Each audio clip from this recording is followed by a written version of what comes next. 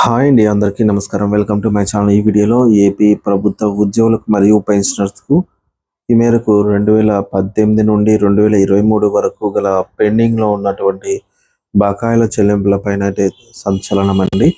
దీనికి సంబంధించిన పూర్తి వివరాలు వీడియోలో తెలుసుకుందాము. వీడియోని అయితే ఎక్కడే కానీ స్కిప్ చేయకుండా ఎండ్ వరకు చూసేటప్పుడు ఇన్ఫర్మేషన్ పూర్తిగా అర్థమవుతుంది.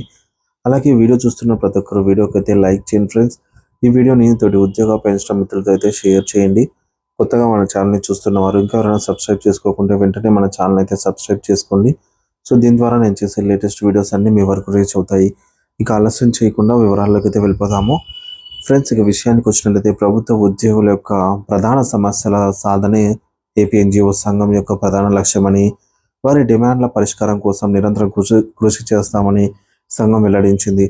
ప్రధాన డిమాండ్లు మరియు ప్రభుత్వ స్పందన.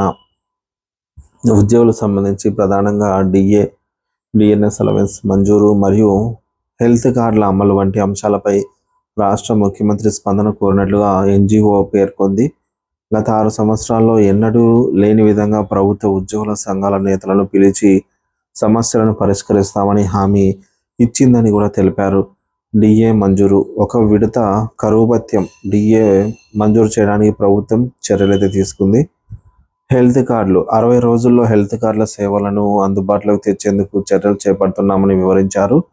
ఇతర రాష్ట్రాల మాదిరిగానే హెల్త్ కార్డులను ఇన్సూరెన్స్ పరిధిలోకి తేవడానికి కూడా పరిశీలన జరుగుతుందని కూడా తెలిపారు. ఇది ఉద్యోగులకు మరింత మెరుగైన వైద్య సేవలను అయితే అందిస్తుంది. ఇక జీవో విడుదల.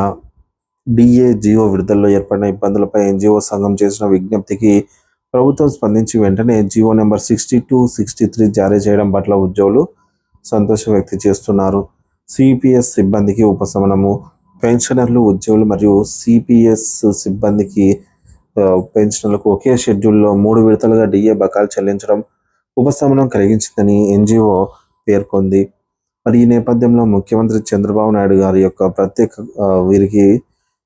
ముఖ్యమంత్రి గారికి అయితే ప్రత్యేక ధన్యవాదాలు అయితే తెలియజేయడం జరిగిందండి. ఇకపోతే గత సమస్యలు మరియు భవిష్యత్ కార్యాచరణ. అలాగే 2018 నుంచి 2023 వరకు గల పెండింగ్లో ఉన్నటువంటి డిఏ బకాయిల చెల్లింపులు జరగకపోవడం వల్ల ఉద్యోగులు తీవ్ర ఇబ్బందులు అయితే ఎదుర్కొన్నారని గుర్తు చేశారు. ఎన్జిఓ అసోసియేషన్ ఉద్యోగులకు తల్లి లాంటిదని, 74 సంవత్సరాలుగా ఉద్యోగుల సేవలో ఉన్న ఈ సంఘాన్ని మరింత బలోపేతం చేయాలని ఆయన పిలుపునిచ్చారు. సభ్యత్వం అనేది ఉద్యోగి సంఘం మధ్య వారధి అనేది దానికి ప్రాధాన్యత ఇవ్వాలనేది సూచించారు. ఎన్జిఓ సాధించగలిగినటువంటి ఇతర డిమాండ్స్ ఏంటంటే పిఆర్సి కమిటీ ఏర్పాటు. కొత్త పే రివిజన్ కమిటీ పిఆర్సీని వెంటనే ఏర్పాటు చేయడము.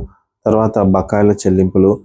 పెండింగ్లో ఉన్న డిఏ బకాయిలు మరియు ఇతర బకాయిలను చెల్లించడము. కాంట్రాక్ట్ ఉద్యోగుల రెగ్యులరైజేషన్. కాంట్రాక్ట్ ఉద్యోగులను పర్మనెంట్ చేయడము. గ్రామవార్డు సచివాలయ ఉద్యోగుల నోషనల్ ఇంక్రిమెంట్స్. సచివాలయ ఉద్యోగులకు నోషనల్ ఇంక్రిమెంట్లను అమలు చేయడము.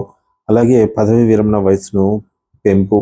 పదవి విరమణ వయసును 60 నుంచి 62 సంవత్సరాలకు పెంపుదల వంటి డిమాండ్ల సాధనకు ఎన్జిఓ సంఘం కట్టుబడి ఉందని అయితే స్పష్టం చేసింది.